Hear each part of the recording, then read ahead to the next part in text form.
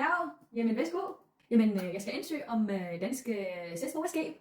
Godt. I dag skal jeg bare spørge dig 5 spørgsmål. Hvis du svarer rigtigt, så bliver du en dansk. Men hvis du svarer ikke rigtigt, så bliver du svensk. Desværre. Men sådan er det jo. Ja, flot. Jeg er helt klart. Super. Spørgsmål nummer 1.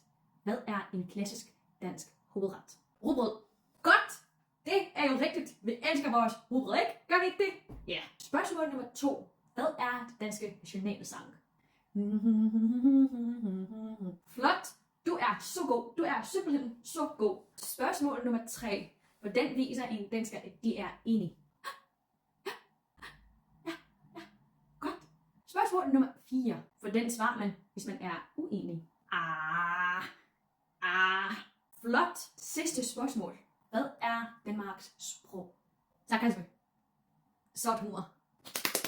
Flot. Du er nu blevet en af os. Du er nu en dansker.